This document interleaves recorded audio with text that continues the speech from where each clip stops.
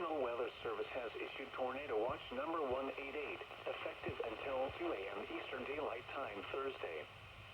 This watch includes the following counties in Georgia: Cherokee, Clayton, Cobb, DeKalb, Douglas, Fayette, Forsyth, Fulton, Gwinnett, Henry, Newton, Rockdale, and Walton.